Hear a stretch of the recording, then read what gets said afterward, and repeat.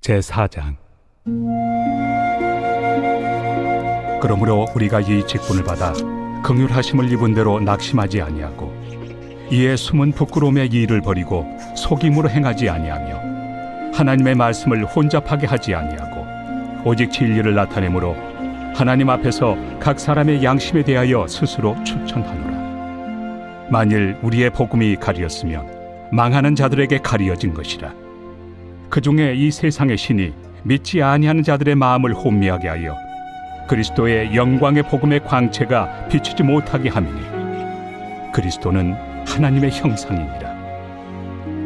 우리는 우리를 전파하는 것이 아니라 오직 그리스도 예수의 주 되신 것과 또 예수를 위하여 우리가 너희의 종된 것을 전파함이라.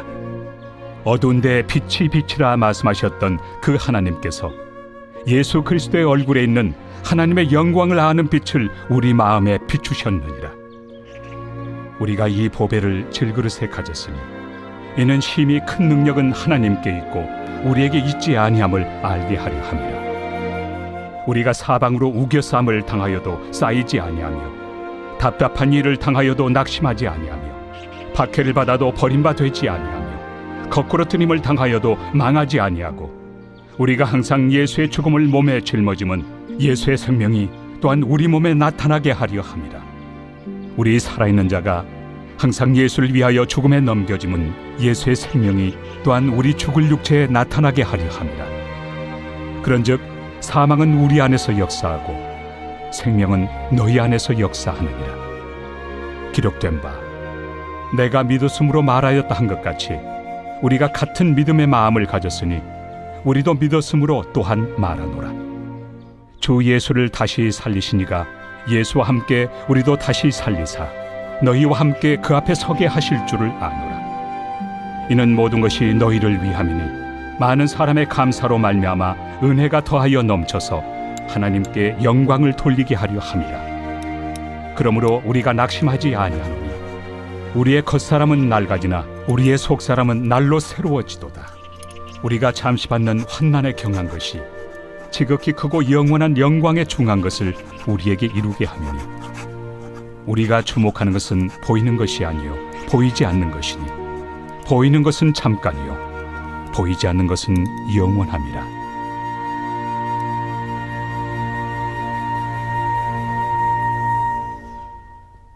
오늘 우리에게 주시는 하나님의 말씀은 고린도후서 4장입니다. 고린도후서 4장은 그러므로 라는 말로 시작하고 있습니다.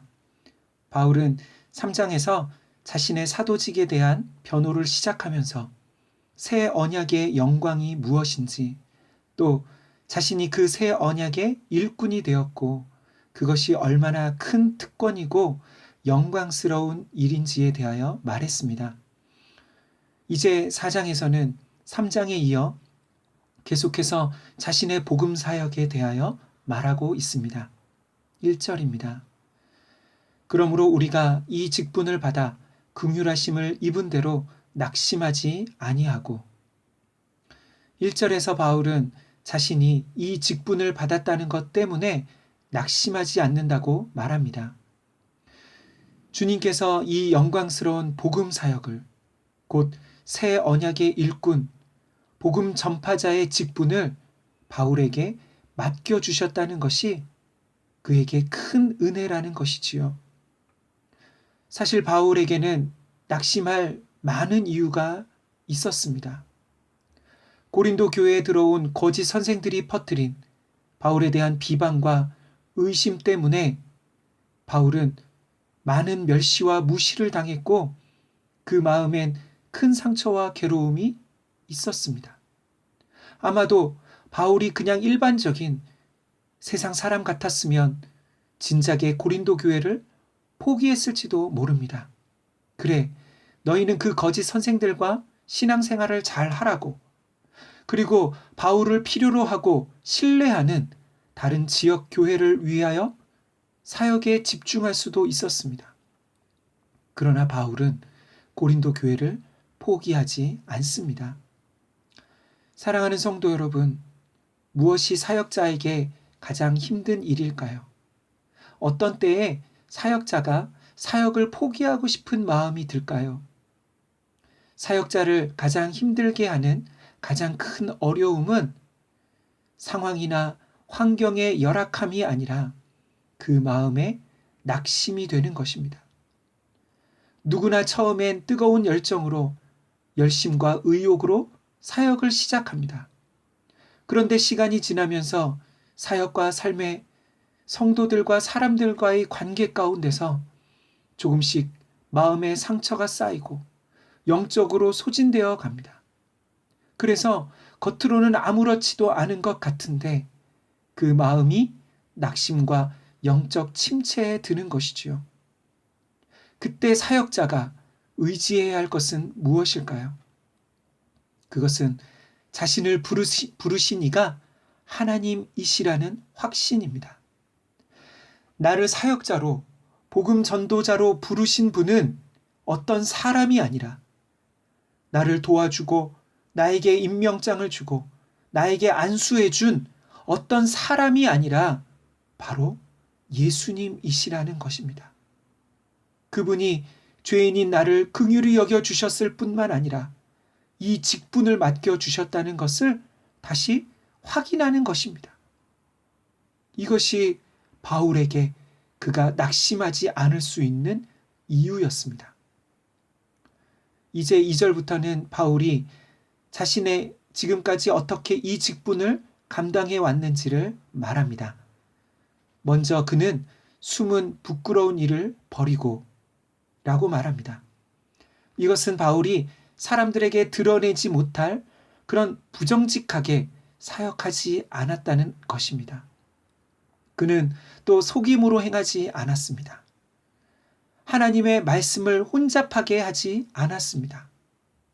이 말씀의 의미는 포도주를 만들 때 물을 넣어서 희석시키는 것과 같은 그러한 말인데, 다시 말해 바울이 복음을 전할 때 그는 세상의 철학이나 화려한 수사나 언변과 같은 것으로 그 복음을 희석시키지 않았다는 것이지요. 그는 오직 십자가의 진리만 전했습니다. 그리고 마치 하나님 앞에서 전하는 것처럼 사람들에게, 고린도 교인들에게 말씀을 전했습니다. 각 사람의 양심에 대하여 스스로 추천하노라. 이 말은 고린도 교인들에게 이제 너희가 스스로 3번 생각해 보라는 것입니다. 내가 너희에게 복음 전했을 때 너희의 양심과 마음에 그 복음이 깨달아지고 마음의 감화가 되어서 그렇게 믿게 되지 않았느냐는 것이지요. 이것은 바울의 추천장은 예루살렘 교회의 다른 사도들이나 어떤 사람으로부터 받은 그런 추천장이 아니라 바울이 전하는 메시지와 그의 고난의 삶이 바로 추천장이라는 의미입니다. 그러나 모든 사람이 바울이 전한 메시지에 믿음으로 반응한 것은 아니었습니다. 3절과 4절입니다. 만일 우리의 복음이 가리었으면 망하는 자들에게 가리어진 것이라. 그 중에 이 세상의 신이 믿지 아니하는 자들의 마음을 혼미하게 하여 그리스도의 영광의 복음의 광채가 비치지 못하게 함이니 그리스도는 하나님의 형상이니라. 아멘. 복음이 선포되었지만 어떤 사람들에게는 복음의 진리가 가리워졌습니다. 왜냐하면 이 세상의 신, 곧 사탄이 사람들의 마음을 가리웠기 때문입니다. 다시 말해 이것은 어떤 자들이 바울이 전한 복음을 받아들이지 않았다면 그것은 바울의 메시지가 이해하기 어렵거나 바울에게 어떤 문제가 있는 것이 아니라 그들의 마음이 문제라는 것입니다. 5절입니다. 우리는 우리를 전파하는 것이 아니라 오직 그리스도 예수의 주 되신 것과 또 예수를 위하여 우리가 너희의 종된 것을 전파함이라. 아멘. 바울의 복음 사역은 언제나 사람들 앞에서 자신을 드러내거나 자신에게 집중하는 것이 아니라 예수 그리스도께 집중하도록 한 것이었습니다. 자신이 복음을 전해서 그 교회가 세워졌다 할지라도 그 교회의 주는 오직 예수 그리스도이신 것이지요. 바울은 그 예수님의 종일 뿐만 아니라 동시에 고린도 교회 앞에서도 그들의 신앙이 세워져 가도록 그들을 말씀으로 섬기는 종일 뿐입니다. 마치 주의 종을 잘 섬겨야 복을 받지 라는 그런 식으로 교회에 자신을 주장하지 않았다는 것이지요. 그러면 바울은 왜 그렇게 사역을 하게 되었을까요? 6절입니다. 어두운 데에 빛이 비치라 말씀하셨던 그 하나님께서 예수 그리스도의 얼굴에 있는 하나님의 영광을 아는 빛을 우리 마음에 비추셨느니라. 아멘. 그것은 태초에 하나님께서 세상을 창조하실 때 빛이 있으라 말씀하셨던 것처럼 바울의 마음에 그리스도를 아는 지식을, 곧 하나님의 영광을 아는 빛을 조명해 주셨다는 것입니다. 이전엔 바울 자신도 다른 유대인들과 같이 그 마음에 수건이 덮여 있었습니다. 그 마음이 가리워져 있었습니다. 복음의 빛이 그에게 가리워져 있었던 것이지요. 그는 예수가 그리스도라고 믿지 못했습니다. 그런데 다메섹 도상에서 빛 가운데 부활하신 예수님을 만났을 때 모든 것이 새롭게 밝히 깨달아졌습니다.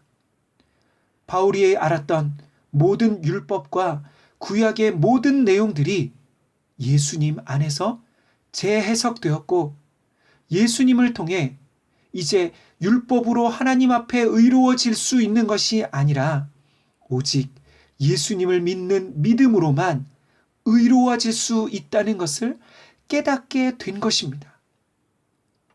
7절입니다.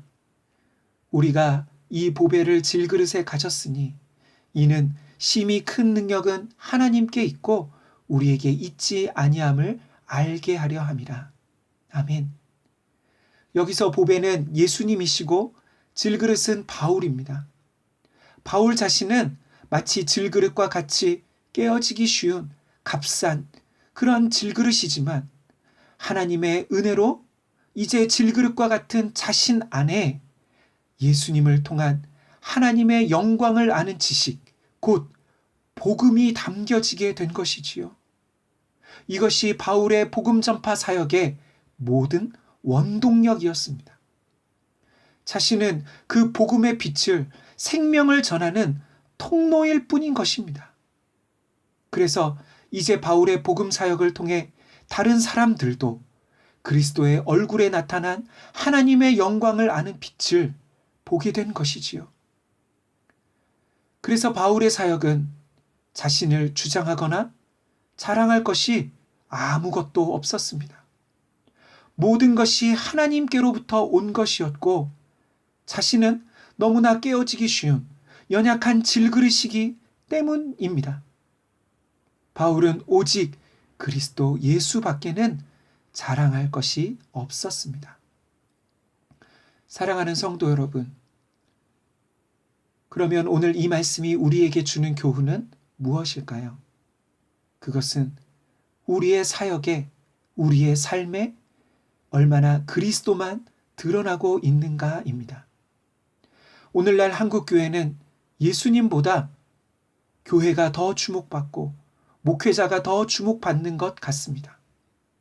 사람들이 자신으로부터 모든 능력이 나오는 것처럼 자신이 가진 능력으로 사람들을 주목하게 만드는 것 같습니다. 그래서 부흥하고 큰 교회가 되고 나면 마치 자기 능력으로 그렇게 된 것처럼 성도들과 사람들에게 대접받고 군림하는 그런 사람이 되는 것이지요.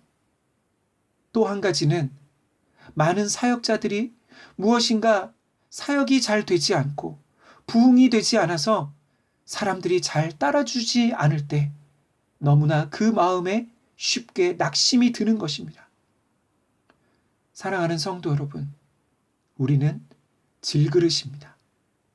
중요한 것은 내 안에 보배로우신 예수님이 계시느냐라는 것이지요. 우리는 너무나 질그릇인 자신에게 집중하느라 보배이신 예수님을 잘 보지 못하는 것 같습니다. 우리가 복음을 믿고 난 후에도, 예수 믿고 난 이후에도 우리 자신 안에는 아무 소망이 없습니다.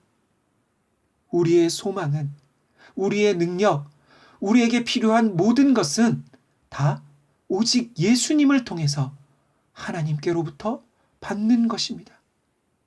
그래서 고난이 올 때, 마음에 낙심이 올 때 더욱 예수님을 바라보시기를 간절히 소망합니다. 우리가 사방으로 우겨쌈을 당하여도 쌓이지 아니하며, 답답한 일을 당하여도 낙심하지 아니하며, 박해를 받아도 버림받지 아니하며, 거꾸러뜨림을 당하여도 망하지 아니하고, 우리가 항상 예수의 죽음을 몸에 짊어짐은 예수의 생명이 또한 우리 몸에 나타나게 하려 함이라. 아멘.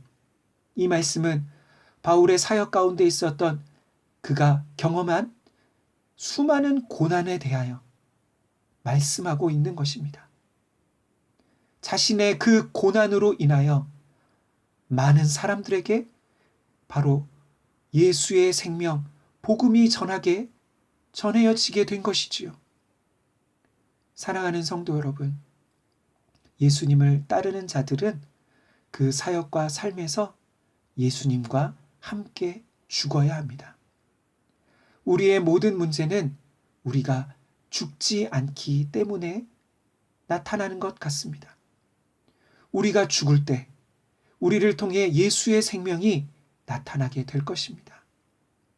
우리도 바울처럼 가정에서, 교회에서, 직장과 학교에서 나의 자아가 날마다 예수님과 함께 십자가에서 죽는, 그래서 우리 주변의 많은 사람들에게 예수의 생명이 나타나게 되는 그런 복된 하나님의 사람들 되시기를 간절히 소망합니다. 아멘.